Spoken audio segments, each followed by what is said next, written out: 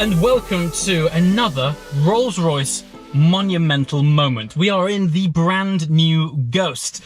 Now, as a spot of context as to how significant it is when Rolls-Royce launch a new car, take the Phantom 8, for example. The previous generation, Phantom 7, was on the road for 14 years before they launched a new car. The previous generation Ghost, 10 years since that car launched. And today we are here way in advance of the embargo lifting. I'm actually filming this in February, hence my sort of thick, warm coat. So welcome to laying your eyes on the brand new Ghost. Now, because this really is fully and truly a brand new car from the ground up, nuts and bolts onwards, let's start from the base, the foundation of this car, which is a brand new aluminium architecture. Not just any old architecture, this is a Rolls-Royce after all. This is based on an architecture of luxury, no less. You might be familiar with that terminology from the Phantom 8. Years gone by, it was based on BMW hardware. This is all Rolls-Royce now from the ground up. And second of all, this is now all-wheel drive. Yes, the Ghost is a four-wheel drive car now. It is predominantly rear-wheel drive bias, but it does send drive to the front wheels. So if you are looking to take this car up to a beautiful restaurant in the snowy Alps and you, for whatever reason, have to drive up a steep bank in order to get your champagne, this will now get you there, no problem at all. And it doesn't stop there. On top of the four-wheel drive, this also now has four-wheel steer. Music to my ears. It's not that the previous car was a boat by any stretch, but by putting in rear-wheel steer on a car like this, if it has anywhere near the same amount of impact that it did on Phantom 8, that car from Phantom 7 to Phantom 8 went from luxurious barge to GT3 Grand Tourer. It's the weirdest combination of agility and luxury that I think I've ever actually experienced in a car.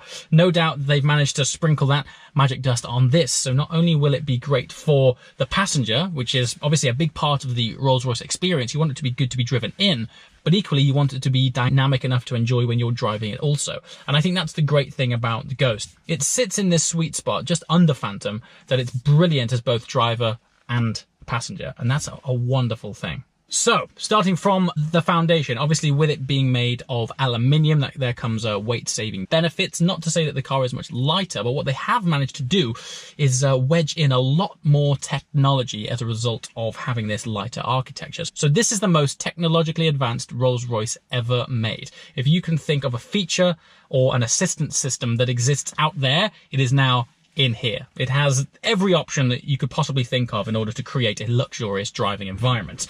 That includes the V12 engine. Now we are right on the apex, on the precipice of big change in the automotive world, and yet I think what we are sat in right now is likely to be one of the last V12 engines from Rolls-Royce. Now, not only have they retained the V12, they have also increased its size. So the previous generation was 6.5 litre. This is now 6.75 litre V12, generating 571 PS or 563 horsepower and 850 Newton meters of torque. So that translates to this being no slouch. Now, a lot of the characteristics of what makes a Rolls-Royce truly luxurious is often the engineering and the stories that you don't see or don't hear about. Now, what is unique to Rolls-Royce, and this really struck a chord with me when I was fortunate enough to go on the Phantom 8 first drive, was most manufacturers are proud about how much weight they have saved in a car, particularly in the majority of the cars that I drive. It's all about sports cars, which is all about more power and less weight. To a petrol head, that is music to our ears. But in the world of Rolls-Royce, they are one of the few brands which don't try and make a sort of Jekyll and Hyde or multifaceted car. What I mean by that is Rolls-Royce is dedicated to one thing, and that is being the very best at being luxurious. So there's no, oh, you can switch it in to this mode and it becomes a kind of sports car, and therefore it compromises the luxury side of things. This is dedicated 100% purely and truly to being the most luxurious cars on the road. Now, a big part of that is, of course, the ambience when you're driving in it.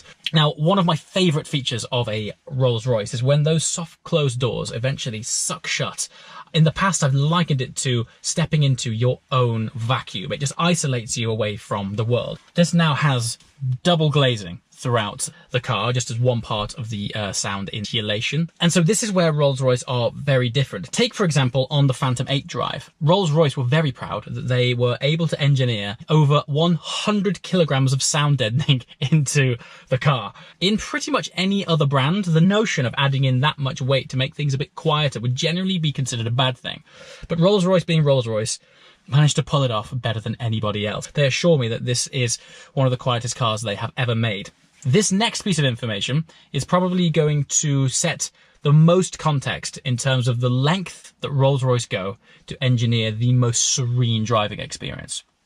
So in the previous Ghost, you wouldn't get in that car and go, do you know what this car needs? To be more quiet. It's like getting into this vacuum of personal serenity. And yet on the new Ghost, Rolls-Royce have acoustically engineered the drive shaft. I mean, in what world would you have ever imagined that the drive shaft would need to be shushed? But that is exactly the lengths that they've gone to develop the new Ghost. It's all about micro refinements. And if you do that across every component in the car, it becomes an experience which is much greater than the sum of its parts. And going back to the original point of Rolls-Royce and this car, it's all about distilled serenity, luxury, and tranquility. And engineering traits like that, just developing an entirely new drive shaft to be acoustically optimized, is bonkers. Even the tyres are quiet tyres lined with acoustic foam in order to iron out any vibrations from the road surface. Now back to the aluminium architecture. Once you're inside, obviously you want your experience to be optimized for you. And if you're a big fan of music, Rolls-Royce have literally engineered the foundation of this car to amplify the quality of your music. The sills of this car have what I have named sub-sills, because they have been hollowed out in order to house the sub of the audio system to generate more bass and more tone.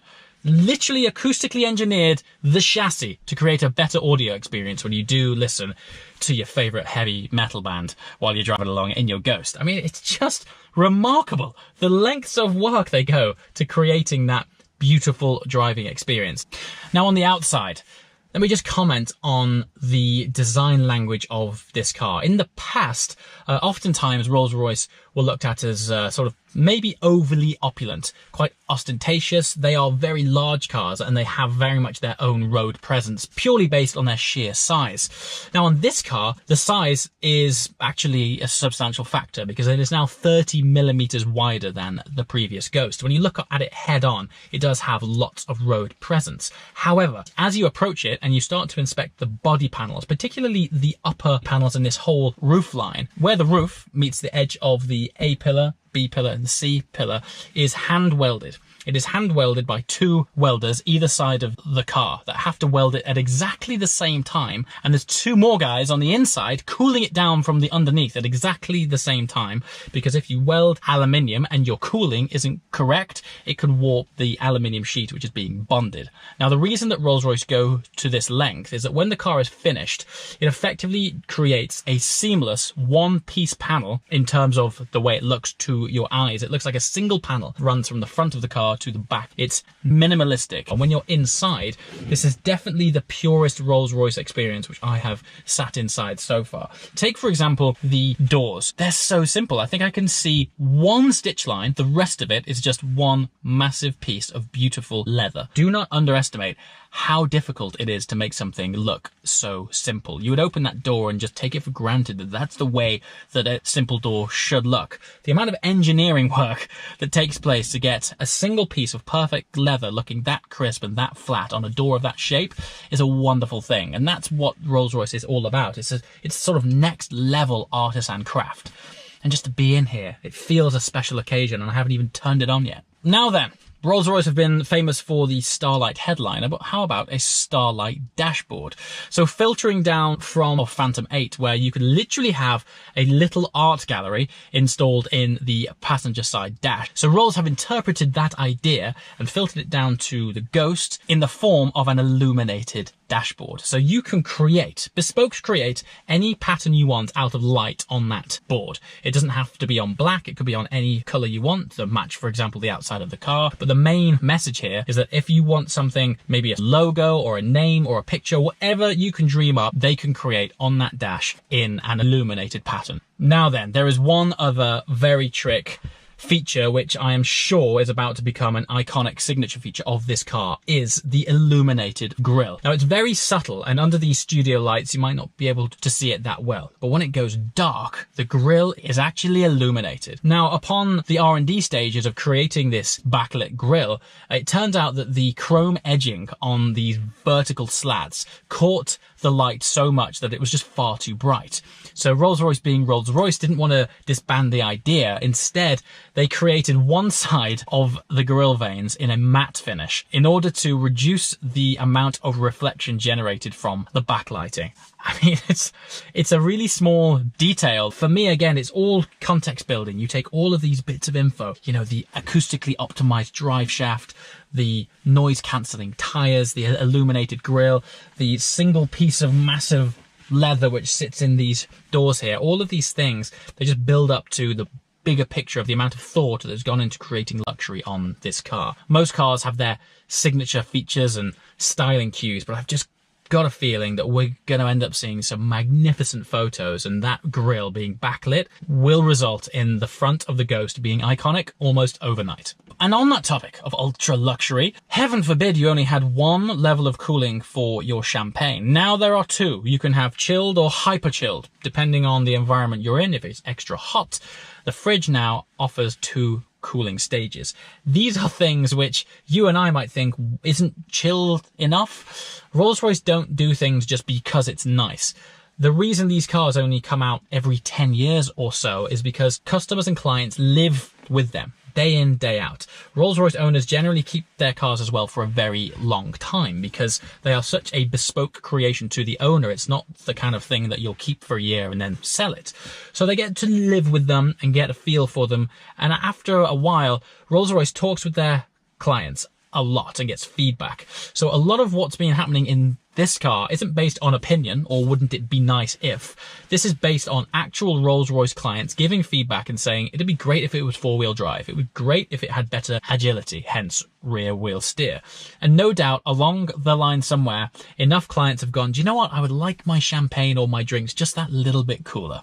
And open pore woods. The wood in this car is actually a brand new wood. This is a new finish for this car, and they've gone to an extra length to give it that true wooden feel. Now for me, Rolls-Royce were the pioneers of open pore wood in more contemporary luxury cars, but with this, I mean, you can really feel the grain in it. And so there we have it, the very first look at the all new Ghost. I have to say, it is gorgeous. I'm not sure how well the camera is conveying the sculpture of this car. It might be something that you have to get up close on in order to appreciate just how minimal and seamless they have managed to create the panels on this car.